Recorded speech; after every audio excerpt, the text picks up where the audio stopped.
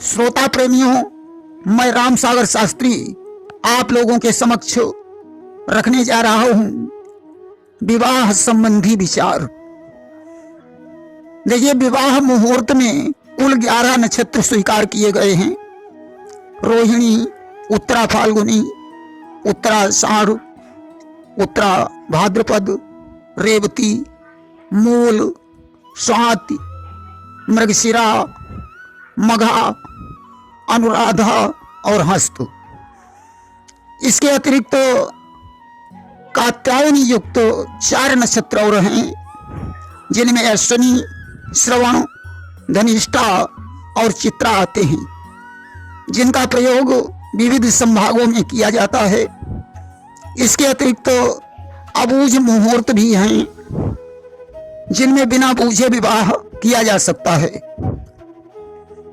जैसे फुलेरा द्विज, अखतीज, फाल्गुन पूर्णिमा, आषाढ़ शुक्ल की भड़ली नवमी, आषाढ़ शुक्ल की देवशयनी एकादशी, देवस्थानी एकादशी आदि अबूझ नक्षत्र हैं। मिथुन की संक्रांति में आषाढ़ सुदी दशमी तक विवाह करते हैं, फिर देवशयन में नहीं करते। इसी प्रकार कार्तिक की संक्रांति में प्रबोधनी एकादशी के बाद कर देते हैं। इसी प्रकार मकर व मेष की संक्रांति होने के बाद पूष और चैत्र में भी विवाह हो जाते हैं। इनका कोई दोष नहीं माना जाता है। वैसे जेठ, फाल्गुन, वैशाख, अगहन, आषाढ़ मास श्रेष्ठ हैं। पहले गर्भ का लड़का व पहले गर्भ की लड़की तथा जेठ का महीना त्रिज्येष्ठ कहलाते हैं। ऐसा विवाह वर्जित है। जेठ का फल मध्यम है। जब तक कृतिका नक्षत्र में सूर्य रहे तब तक जेठ महीने में विवाह निषेध है। इसी तरह अगहन, माघ आदि गर्भ में के जन्मे वरवधू का विवाह नहीं करना चाहिए। जन्म का मास वैसे भी विवाह में निषेध माना गया है, एवं जन्म नक्षत्र भी विवाह में निषेध है। पुत्र के विवाह के 6 मास तक पुत्री का विवाह नहीं करना चाहिए, परंतु पुत्री के विवाह के 4 दिन बाद ही पुत्र का विवाह किया जा सकता है। इसी प्रकार पुत्र के विवाह के बाद 6 मास तक मुंडन या जनेऊ नहीं करना चाहिए। 2 सगे भाइयों का विवाह 2 सगी बहनों से नहीं करना चाहिए, तथा एक वर के साथ 2 सगी बहनों का विवाह नहीं करना चाहिए। जिस वर को अपनी कन्या दें, उसकी बहन के साथ अपने पुत्र का विवाह नहीं करना चाहिए।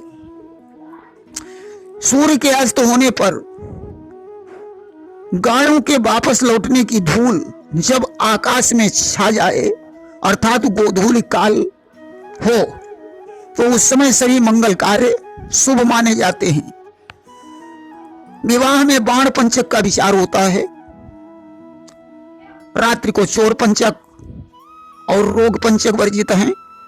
दिन में राज पंचक तथा दोनों संध्याओं में मृत्यु पंचक वर्जित है। अग्नि पंचक सदैव वर्जित माना गया है। वैसे अपने कुल में 3 पीढ़ी के अंदर किसी का जन्म मरण हो तो शुभ कार्य, पूजन पाठ, संस्कार आदि नहीं किया जाता है। इनकी शुद्धि के उपरांत ही सभी पूजन पाठ, विवाह आदि संस्कार हो सकते हैं। तथापि कार्य प्रारंभ होने पर सूतक दोष नहीं है, परंतु घरवाले यदि वहां जाने आने से दूर रहें, सूतक से युक्त व्यक्ति या स्त्री को विवाह के शुभ कार्यों में शामिल नहीं करना चाहिए। 2 सगी बहनों या भाइयों का विवाह 6 माह में करना चाहिए, साथ साथ नहीं करना चाहिए। जुड़वा भाई बहनों का विवाह एक ही मंडप में किया जा सकता है। विवाह के 6 मास तक मुंडन, जनेऊ नहीं होता है। अर्थात विवाह के बाद छोटा कार्य नहीं किया जाता है, संवत्सर के भेद में किया जा सकता है। यहां तक लिखा है कि लड़के के विवाह के बाद 1 वर्ष तक मुंडन, तीर्थ यात्रा, पिंडदान, तर्पण सब यात्रा में भाग लेना भी निषेध है, परंतु अपने माता पिता के लिए श्राद्ध तर्पण निषिद्ध नहीं है। यदि विवाह के समय वर वधू की माता रजस्वला हो जाए तो नांदी श्राद्ध करके विवाह हो सकता है। मासिक के चौथे दिन कूष्मांड होम, बलिदान, प्रायश्चित की शांति करके विवाह करना चाहिए। 5वें दिन केवल नांदी श्राद्ध करके विवाह किया जा सकता है। उसी प्रकार वधू हेतु युंजान मंत्र से हवन करना या श्री शांति करके विवाह हो सकता है। पुष्य नक्षत्र अत्यंत श्रेष्ठ होने पर भी ब्रह्मा द्वारा श्रापित होने के कारण विवाह में स्वीकार नहीं किया गया है। खास तौर से यदि गुरुवार को पुष्य नक्षत्र हो तो विवाह में शामिल नहीं किया जाता है। विवाह में 10 महादोषों का वर्णन किया गया है। लता, पात, युति, वेद, जामित्र, बाणपंचक, एकारगल, उपग्रह और दग्धा। यहाँ नाक्षत्रिक पंचक का कोई उल्लेख नहीं मिलता है, अर्थात विवाह संबंधी कार्य में नाक्षत्रिक पंचक श्रेष्ठ हैं। सिंह की बृहस्पति में भी विवाह नहीं करना चाहिए, परंतु यदि मेष का सूर्य हो तो शुभ माना जाता है।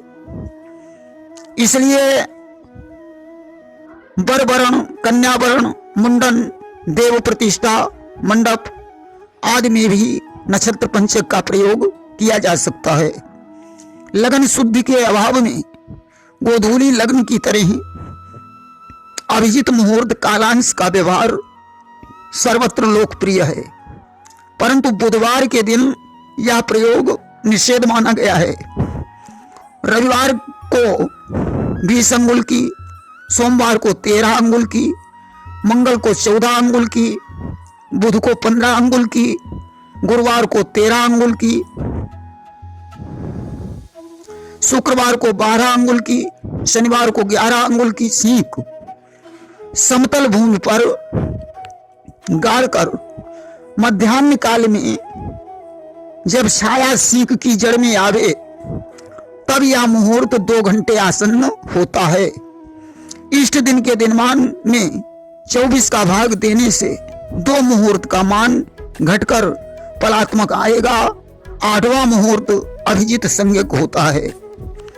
देखिए, विवाह 8 प्रकार के हैं, जिनमें गंधर्व विवाह का भी प्रचलन है, स्वयंवर का भी प्रचलन रहा है। कन्या का पिता, बाबा, माता, भाई, कुटुंबी कोई न हो, रजस्वला होने के 3 वर्ष बाद वह स्वेच्छा से वर का चुनाव कर सकती है। धर्मशास्त्र के अनुसार कन्यादान करने का अधिकार क्रमशः पिता, बाबा, उपनीत भ्राता का है।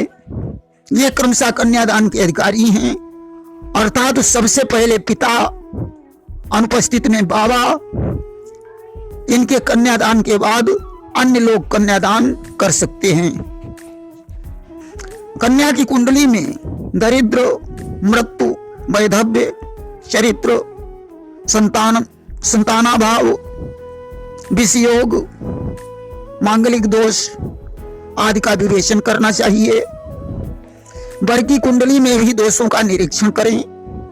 यदि कन्या की कुंडली में वैधव्य दोष है या मंगल दोष है तो पीपल या विष्णु कुंभ से पहले विवाह करके दीर्घायु वर के साथ विवाह करना चाहिए। विवाह आदि कार्य शुक्र अस्त और गुरु के अस्त होने पर नहीं करना चाहिए। विवाह में मलमास और होलाष्टक पर भी ध्यान दिया जाता है। फाल्गुन शुक्ल पक्ष अष्टमी से पूर्णिमा तक होलाष्टक माना जाता है, जो विवाह और नवविवाहिता के लिए निषेध माना जाता है। नव विवाहिता को अस्त शुक्र में ससुराल में नहीं जाना चाहिए तथा पहला व्रत रहना निषेध है तथा जिस दिशा में शुक्र उदय हो उस दिशा में जाना या शुक्र की दाहिनी दिशा में जाना वर्जित माना जाता है। विवाह में कन्या का विवाह सम वर्षों में और लड़के का विवाह विषम वर्षों में होना चाहिए। कुंडली में मांगलिक दोष दो प्रकार के होते हैं, उच्च मंगल दोष और निम्न मंगल दोष। जिस मंगल का शनि चंद्रादि से परिहार हो जाता है उसे निम्न मंगल दोष कहते हैं। जिसका कोई परिहार नहीं होता है उसे उच्च मंगल दोष कहते हैं। यदि कन्या की कुंडली में मंगल हो और पर के उपरोक्त स्थानों में शनि सूर्य राहु केतु होवे तो मंगल का दोष दूर करता है। 1 4 7 8 12 भावों में बैठे हुए मंगल से मांगलिक दोष माना जाता है। इसे चंद्र से और शुक्र से भी विचारा जाता है। वैसे ज्योतिष ग्रंथों में मंगल के अनेकों परिहार हैं, उनका विधिवत अवलोकन कर लेना चाहिए। वहीं ज्योतिषकारों का ऐसा भी विचार है कि 28 वर्ष बाद इसका दोष स्वयं समाप्त हो जाता है, परंतु मैं इस बात पर बिल्कुल सहमत नहीं हूं। गुण गणना करवाने में भी योग्य ज्योतिषी का परामर्श लेना चाहिए, अन्यथा विवाह के बाद सभी वैवाहिक दोष हावी होते हैं। विवाह कार्य घर बनवाने में जन्म राशि का प्रयोग करना चाहिए। नौकरी व्यापार में नाम राशि को शुभ माना जाता है। जहां तक संभव हो कुंडली मिलवाना चाहिए या फिर जन्म राशियों से विवाह मिलवाएं, परंतु नाम राशि में जन्म राशि का मेल नहीं करना चाहिए। ऋषभ देव की राशि वृष होती है, लोग तुला बता देते हैं। ज्ञान चंद्र की राशि मकर होती है। क्षत्रिय की राशि मिथुन होती है, अतः व्याकरण का भी ज्ञान होना जरूरी है। विवाह में अष्टकूट मिलाए जाते हैं, जिनके नाम वर्ण, वश्य, तारा, योनि, ग्रह मैत्री, गण, भकूट और नाड़ी। इसके अतिरिक्त 3 सूत्र और मिलाए जाते हैं, वर्ग, युंजा और हंसक तत्व। संपूर्ण गुणों की संख्या 36 है। ब्राह्मण को नाड़ी दोष, क्षत्रिय को वर्ण दोष, वैश्य को गण दोष, शूद्र को योनि दोष का विशेष ध्यान रखना चाहिए। दोष होने पर गुण घटेंगे, परिहार होने पर गुण बढ़ेंगे। कम से कम 18 गुण अवश्य होने चाहिए। भकूट और ग्रह मैत्री में एक भी शुद्धि आवश्यक है। भकूट में 3 दोष पाए जाते हैं, नवपंचम, द्वादश और खटाष्टक। जब एक की राशि दूसरे की राशि से 9 या 5 हो तो नवपंचम तथा 6 8 हो तो खटाष्टक, 2 12 हो तो द्वादश दोष होता है। खटाष्टक मृत्युकारक है, नवपंचम अनपंत है और द्वादश निर्धनता कारक है। कन्या का वर्ण पति से अगर श्रेष्ठ हो तो पति या ज्येष्ठ पुत्र की मृत्यु होती है। यदि राक्षस और मनुष्य गण हो तो भी मृत्यु कारक होता है। यदि बैर योनि हो तो विरोध रहे। यदि वश्य दोष हो तो आपसी प्रेम नष्ट होवे। यदि तारा दोष हो तो एक दूसरे को समझने की शक्ति में कमी आवे।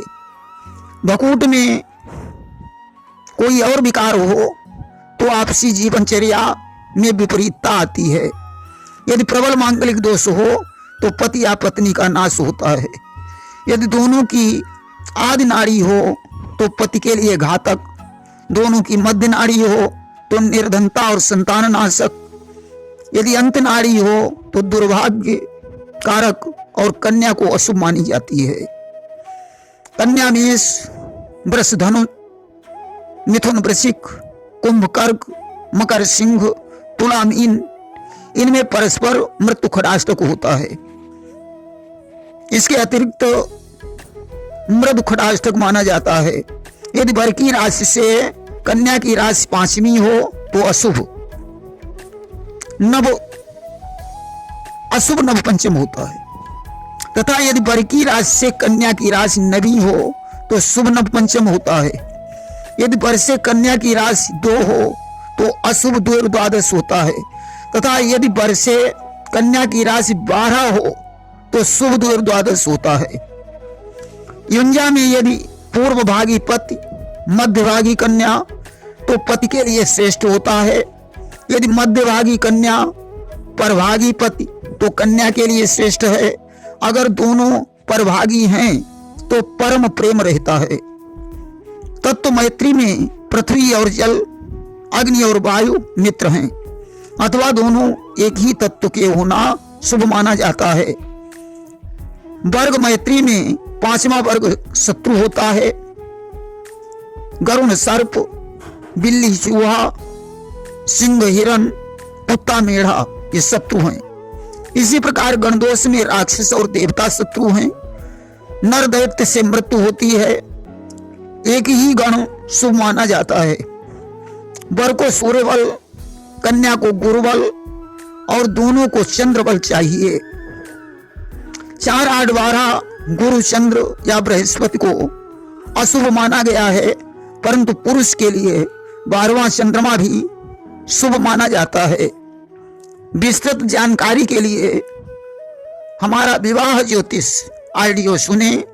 प्रेम से बोलिए वृंदावन बिहारी लाल की जय।